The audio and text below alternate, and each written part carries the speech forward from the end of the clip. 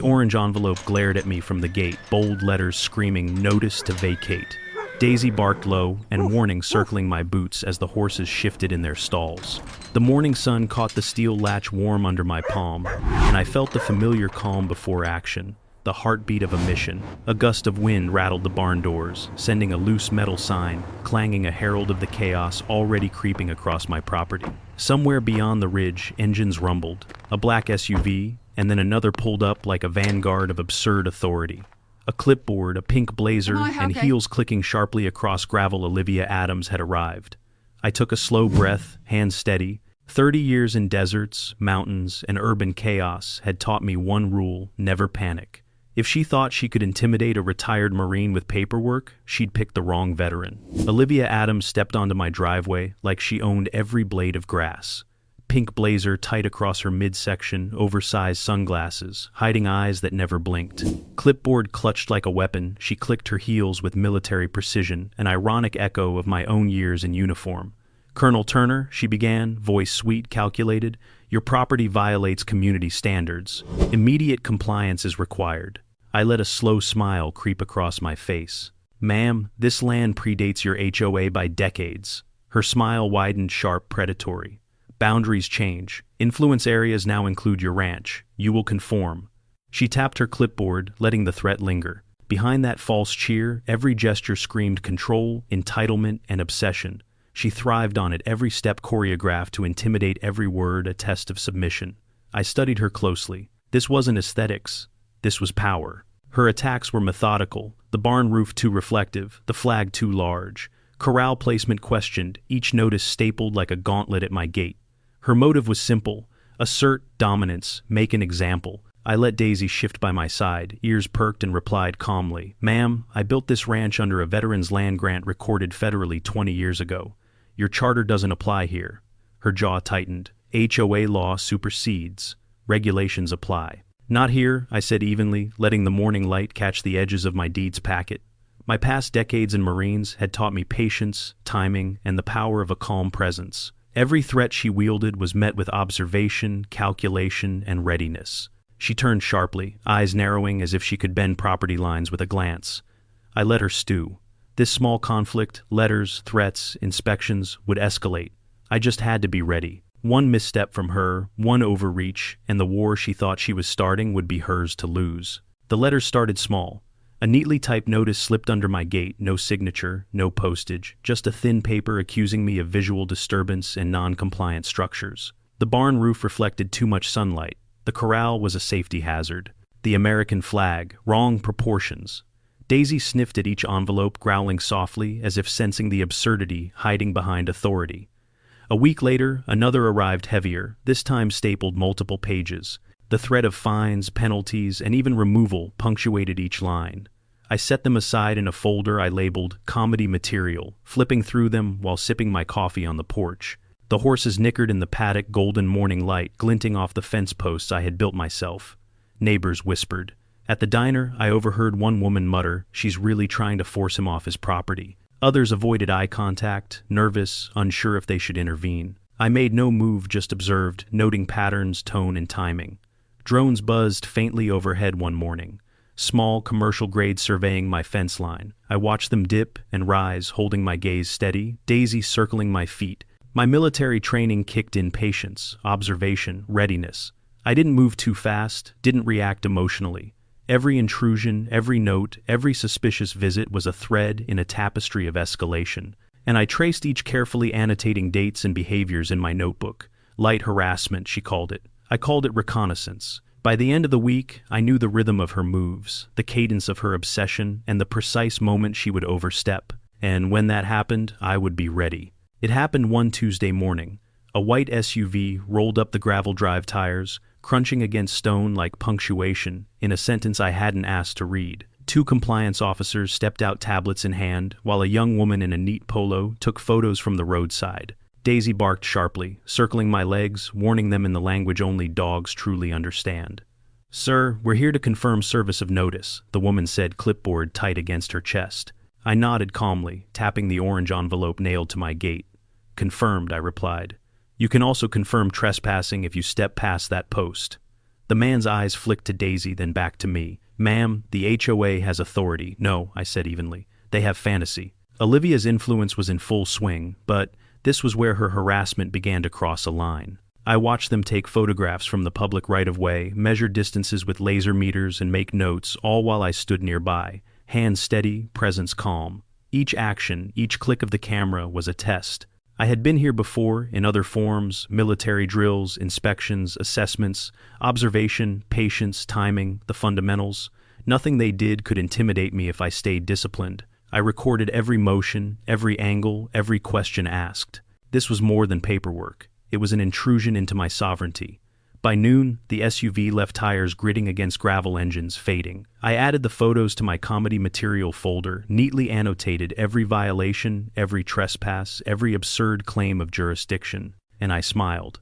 Because I knew the pattern, I knew the limits, and I knew that the moment she overstepped completely, the moment she tried to take what wasn't hers, would mark the turning point, and I'd be ready.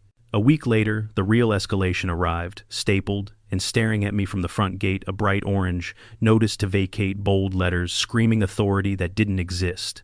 3 days. 72 hours to leave my own ranch. I held the paper, let it settle in my hands, the edges crisp, the words almost comical, if the stakes weren't so real. Daisy sniffed it unimpressed, but her low growl carried the weight of warning. This was no longer about flags, barns, or corral posts. This was harassment, pure and simple, an attempt to displace a veteran from legally owned land. The fines, penalties, and veiled threats on the stapled pages tried to leverage fear. My heart didn't race, my fingers didn't tremble, but my mind sharpened like a blade drawn from its scabbard. I gathered every document: deeds, surveys, county maps, veterans' land grant records, notarized and sealed 2 decades ago. Each page became a weapon of truth. I annotated the notice meticulously, marking errors, jurisdictional impossibilities, and legal fallacies. Every arrow, every margin note, every box I checked was deliberate. Rage would have been counterproductive. Resolve was precise, surgical. Then came the drones. Small buzzing machines, skimming over fences, snapping photos, measuring heights. They hovered like hornets over my perimeter, documenting a property they had no authority to assess. I let Daisy patrol her presence enough to make them cautious. I observed from the porch, noting angles, distances, and timing. The violation was personal, now an affront to decades of discipline and patience. Olivia's fingerprints were all over it, her obsession, her ego, her need to control. By the end of the day, I had built a dossier, a sand table of evidence, precise and complete. It wasn't retaliation yet, it was preparation. I knew the moment she or her agents stepped beyond legal bounds, the scales would tip. And when that moment came, I would act with precision, calm, and full authority. Late that afternoon, the sheriff's cruiser rolled up, tires crunching over gravel lights, off but presence undeniable. Deputy Morales stepped out, tipping his cap, familiar and calm. Beside him, a younger deputy scanned the property with a professional eye. Daisy sniffed, then settled, sensing authority aligned with reason. "Colonel Turner Morales," said voice, low, amused. "We got a call from Miss Adams. She claims there's a trespasser on HOA property." I handed him the orange notice, tapping it lightly. "They've confirmed service. I'm confirming trespass." The deputies glanced at each other, then back at me.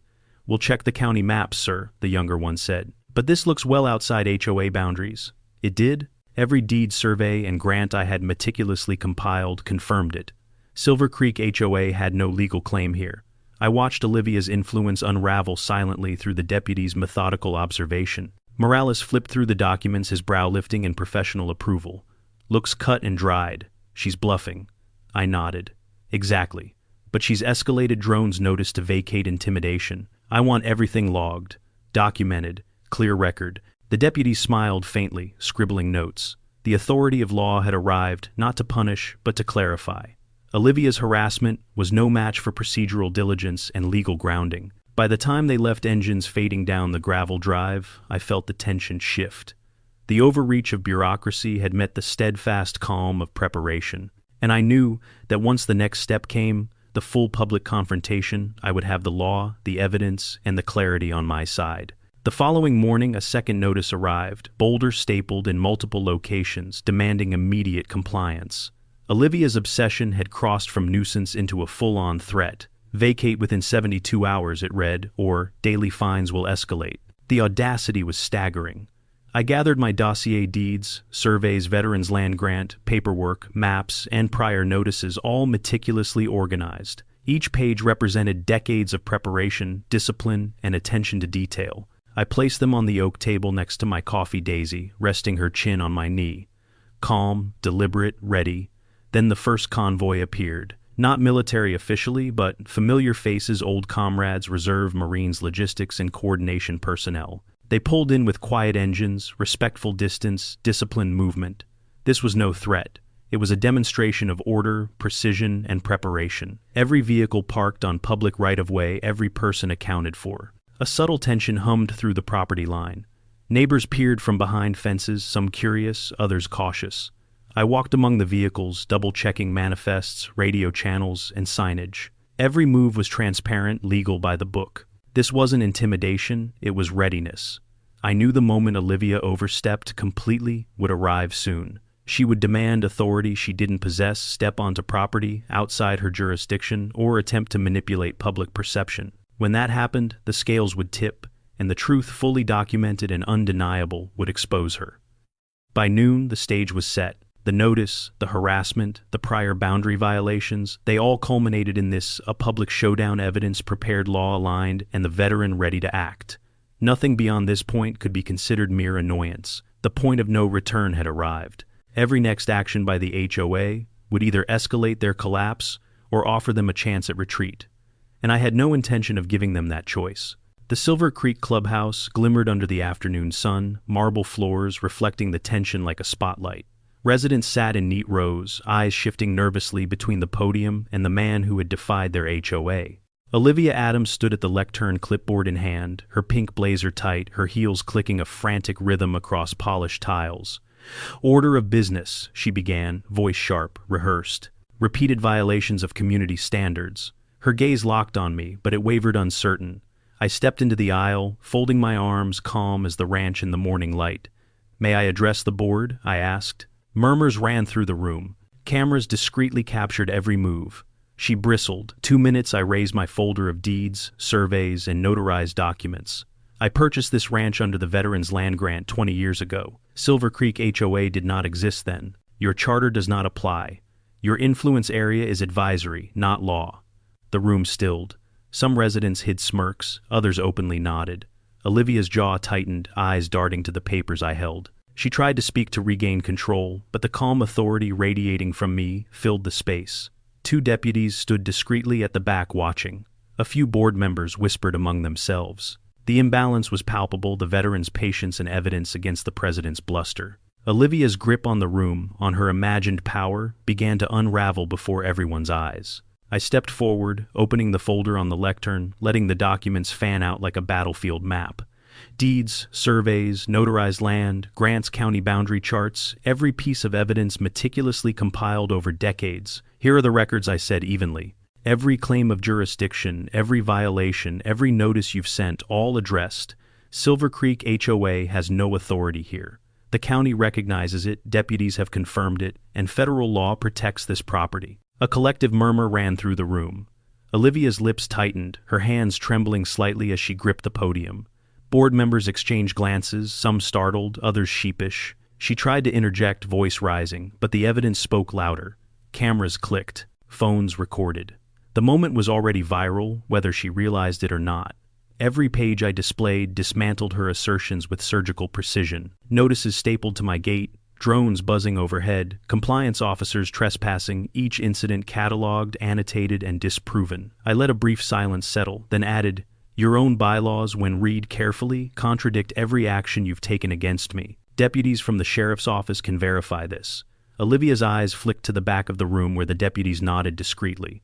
She swallowed, panic flaring behind her eyes. Her bluster faltered under the weight of proof and public scrutiny. Neighbors shifted in their seats, some leaning forward to read the charts, others whispering in awe. Cameras continued rolling. The facade of control she'd wielded for months began to crumble in real time, the room turning into a theater of accountability. By the end of this layer, the HOA president's authority was exposed as empty. The narrative had shifted truth over intimidation, calm over chaos. Olivia's composure shattered like glass. She slammed the gavel against the podium, trying to reclaim order, but the room no longer obeyed her rhythm. Whispers escalated into quiet laughter. Phones raised, recording every tremor in her authority.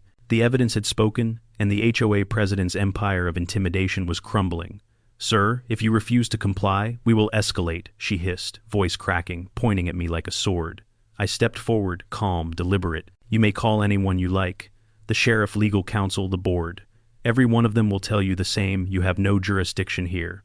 Your threats are void." Her pink blazer now hung limp. Her clipboard dripped from nervous sweat. Board members shuffled uneasily, glancing at each other, realizing the walls of fear they had built were collapsing. The deputies at the back of the room remained impassive, but the message was clear. One by one, the whispers became murmurs of relief.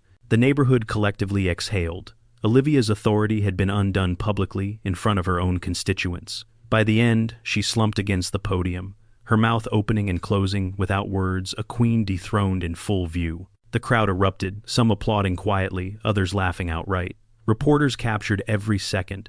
Video and live feeds broadcast her meltdown across social media, turning months of harassment into viral justice.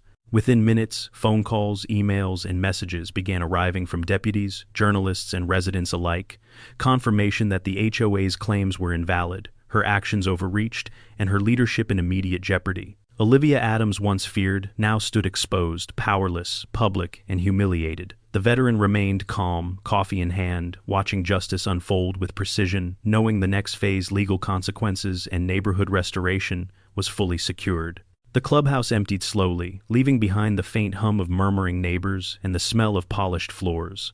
Outside, the streets were alive with whispered stories and relieved laughter. Families peeked from windows, some cautiously stepping into the open air, others openly smiling, no longer bound by fear of citations or arbitrary fines. I walked back to my ranch along the gravel lane, Daisy padding quietly beside me. The wind carried the scent of hay and sun-warmed earth, a reminder of the calm I had fought to preserve. Horses grazed without tension, fences stood intact, and the barn's paint glimmered untouched by bureaucracy or intimidation. Neighbors approached cautiously, some extending hands, others offering quiet thanks. One man, Greg, a longtime resident who had rarely spoken in meetings, said softly, "Colonel Turner, thank you. You stood your ground when we were too afraid." I smiled faintly. "You all did the hard work by staying true to yourselves. I just pointed out the rules already written down." The collective atmosphere shifted overnight. Conversations that had been whispers of fear became open discussions of relief. The weight of an oppressive HOA lifted from shoulders and lawns alike. Children played freely, neighbors mowed at their own pace, and the uniformity demanded by Olivia's obsession faded into choice rather than compulsion. For the first time in months, Silver Creek breathed a community, rediscovering trust, autonomy, and joy. Residents smiled across fences, waved from driveways, and greeted each other without apprehension. I settled onto my porch, Daisy at my feet, coffee in hand. Silence now had weight, a deep, satisfying calm. This was not the absence of conflict, it was the quiet victory of standing firm, of demonstrating patience, lawfulness, and measured resolve. Peace was restored, not given, but earned. Within days, formal investigations began. County auditors arrived at Silver Creek, reviewing records, inspecting infrastructure, and examining HOA filings. Olivia's overreach was exposed, falsified maintenance reports, missing receipts, and attempts to assert authority beyond the charter. Deputies confirmed everything I had documented. My dossiers, deeds, surveys, and notarized grants served as unassailable evidence. The county ruled that Silver Creek HOA had no legal jurisdiction over my property. Any prior notices or fines were invalid, and harassment complaints filed against me were dismissed. Harold, the vice president, was present for part of the review, quietly observing the legal process unfold. His nervous demeanor slowly relaxed as he realized the truth. Olivia's empire was unraveling, replaced by accountability and clarity. Letters went out to residents confirming the findings.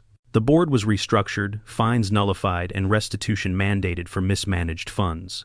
Olivia was removed as president, barred from exercising HOA authority until further notice, and required to return or account for financial discrepancies. The county also issued formal guidance to all neighboring HOAs about the limits of their jurisdiction, ensuring no similar overreach would threaten property owners again. I reviewed the documents with Daisy at my side, sipping coffee, noting every confirmation.